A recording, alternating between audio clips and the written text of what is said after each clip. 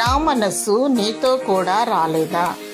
2 రాజులు 5వ అధ్యాయము 26వ వచనము. దేవుని మనస్సు మరియు ఆయన దృష్టి సర్వ ప్రపంచమంతటిలో సంచరించు. ఆయనకు మరుగయున్నది ఏదీ లేదు. హృదయాంతరముల నెరిగినవాడు. ఆయన నుంచి తప్పించుకొని నరుడెవరు?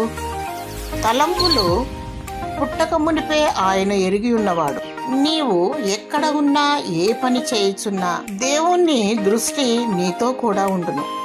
గెహజీ నుండి ఎలీషా నయమాను వలన రోగము బాగుపడినందున ఆయన తీసుకొచ్చిన కానుకలను ఆశించి దేవుని విడిచి వెళ్ళిపోయాడు.